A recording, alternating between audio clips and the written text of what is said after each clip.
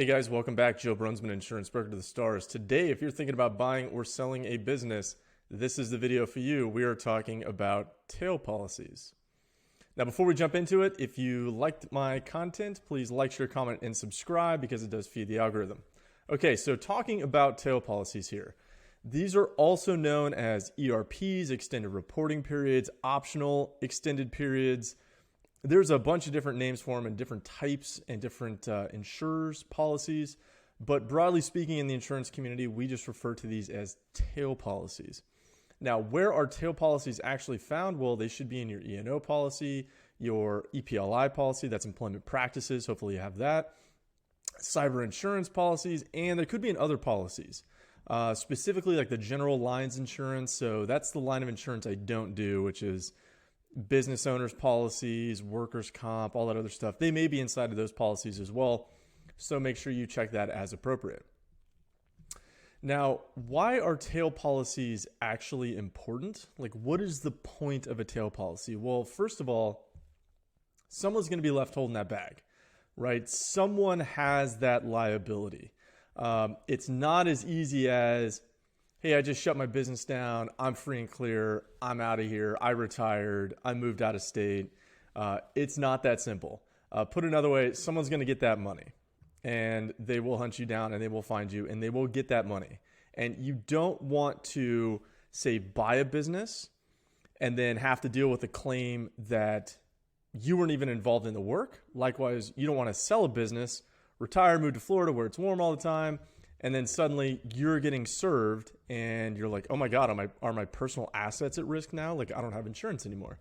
That's where tail policies come into play. Always be thinking to yourself, okay, who's responsible for lawsuits, damages, claims? Part of this is going to be in the legal paperwork, really inside of that buy-sell agreement, but also it's going to be within this tail policy structure that we're going to be talking about. Don't forget about vicarious liability. And really, at the end of the day, it's actually good for both the buyer and the seller of a business that tail policies get put into place. You know, why is that? Well, as I said before, if you're the buyer, you don't want to just deal with some lawsuit that, you know, that occurred under somebody else's business and now you got to pay the deductible of retention. You could lose. Now your premium's going to go up. It's a nightmare. If you're a seller, frankly, it should help you sleep a lot better at night after you've sold your business. Now, here's an example, and you'll see here this is an OEP, this optional extension period. You could pause the video here if you really want to read through this, but frankly, if you do and you are not in the insurance industry, it's just going to sound like a bunch of psychobabble to you. So let's go ahead and translate some of this. Now, what does that verbiage mean that I showed you previously? Well, what it's saying is it's going to provide coverage for claims arising from work you did while that policy was still in force, but is brought after the policy expires and during the tail period. Sort of. So it's actually an endorsement. So what it means is you did work over here. You didn't face a claim yet. Let's say you shut down your business, you sold your business, you bought the tail policy, and then later, it could be a year later, 2, 3 years later, somebody brings a claim against you for work you did way back here. That's where the tail policy is there to hopefully provide coverage for you. And of course, that's assuming that it's actually a claim covered under the original policy anyways, which we'll talk about. You know, tail policies can last for a number of years. You just have to check your policy. It just depends on the insurer. So it could be a year, I think, is the lowest I've ever seen. In some lines of insurance, that's standard. In other lines of insurance, it's not.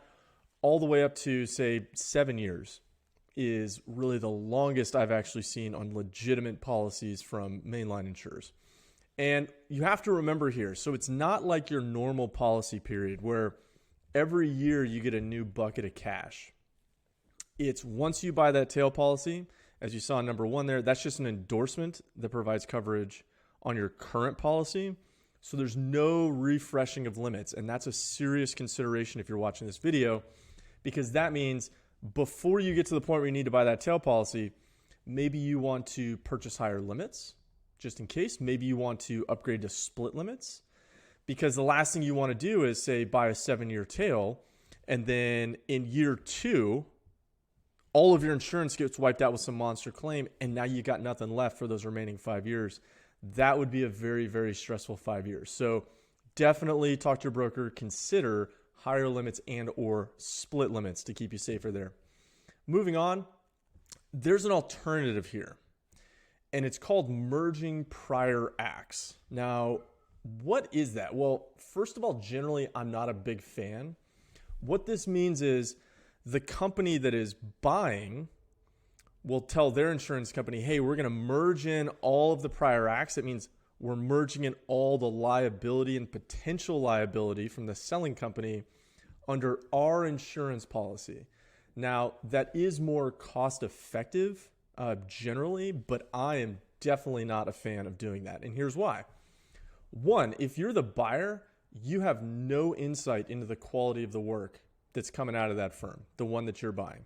So that really should give you pause. I mean, maybe the financials are strong. Maybe you're buying them because you need a workforce. That's great, but you probably don't want to be buying that liability because that could come back and really bite you. The reason why is because you may end up defending somebody else's claim. So it could have been work that occurred 3-4 years ago before you even bought the business. You merged in the prior acts. Now you got a monster claim sitting on your books where you're looking at, hey, millions of dollars of liability. And maybe the guy that did that work, they're not even around anymore. They left that firm long ago. So you're defending someone's claim that doesn't even work there for work that you didn't even have oversight with. And now it's going to impact your policy. And that impact could be quite negative. So that could increase your future premium. You could get non-renewed by your insurer. There could be all types of negatives there that frankly just wouldn't even come into play if tail policies were purchased. The last kind of point here is, and I've seen this numerous times, and this is, I think, the biggest point that people forget, is that idea of bad blood. So anytime you're bringing in a new business, new people into your organization, they're going to be used to doing things differently than how you do it. So you're already going to see friction there. And frankly, a lot of M&As, you're going to see people getting terminated regardless. So there's kind of, that kind of awkward first date type atmosphere there. But if the new guys came in are responsible from some monster claim, you merged in the prior acts. So now you've got someone in your business that has to deal with the attorneys and the insurance companies, and they're doing all this extra work.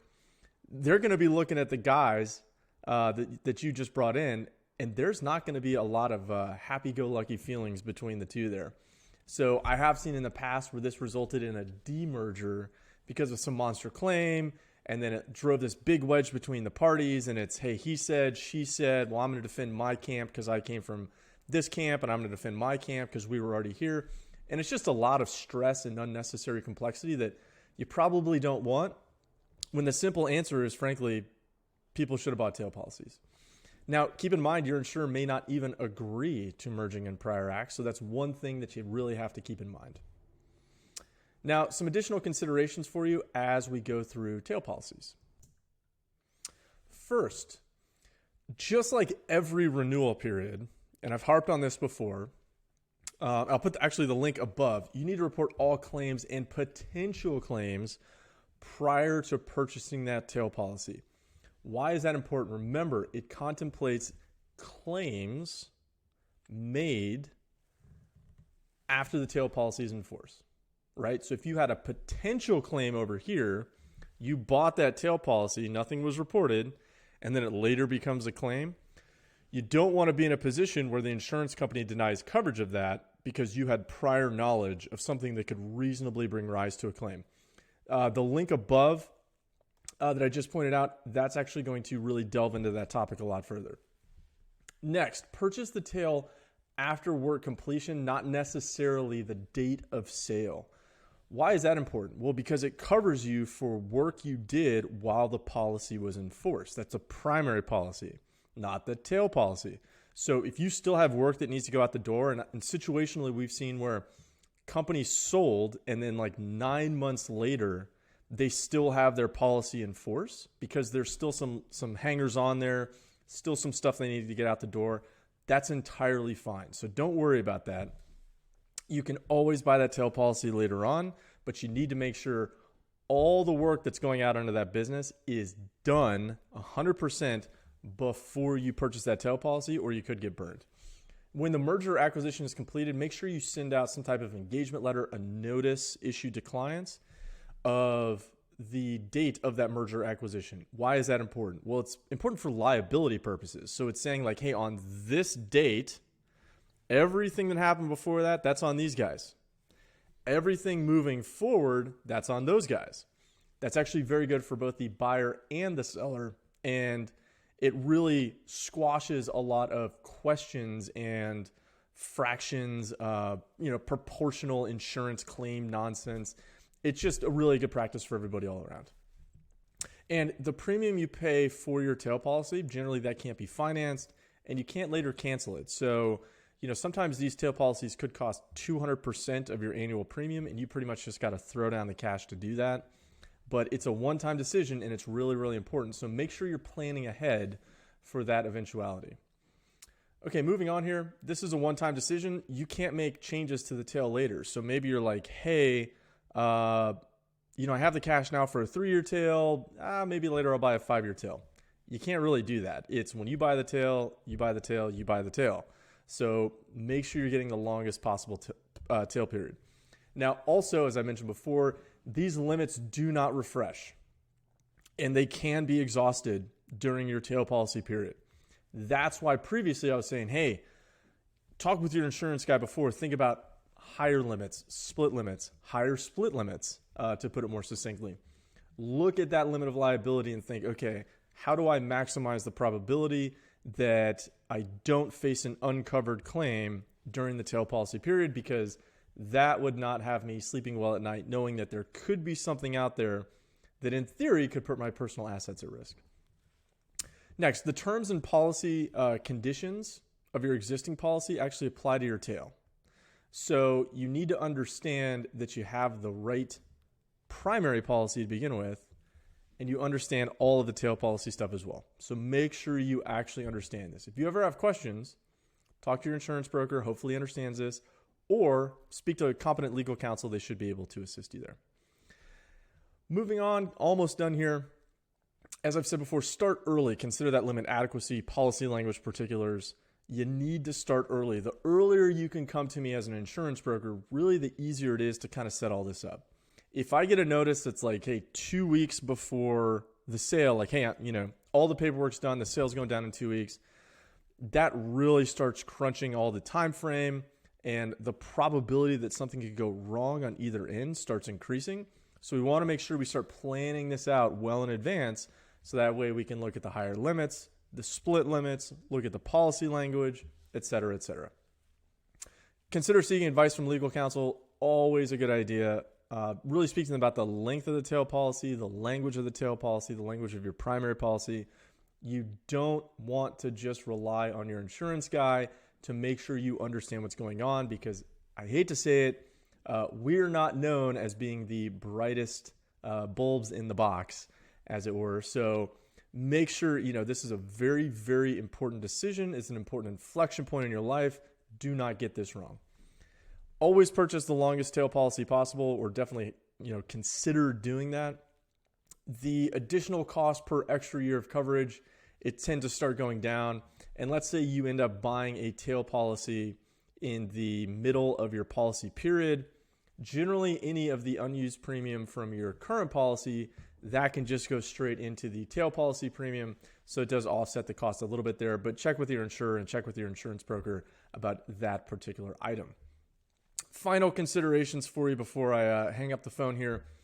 Just remember, once that tail policy expires, you no longer have any coverage. That's why we kept harping on get the longest possible tail policy. That's a big consideration for you. Make sure those limits are appropriate.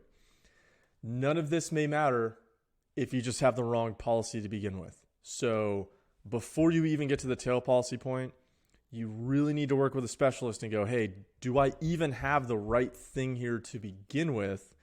Because it doesn't matter how long your tail policy is. If that tail policy is built upon your primary policy and your primary policy just doesn't have the right coverage anyways, you're going to be potentially in a very difficult position there. And always work with competent legal counsel. All right, with that, glitch in the matrix. Glitch in the matrix. There we go. All right, if you enjoyed this presentation, this is my book, Damage Control, Cyber Insurance, and Compliance, everything you ever wanted to know about those particular topics. That is where you can download it for free. Once again, if you like this video, like, share, comment, subscribe because it feeds the algorithm. And with that, stay safe.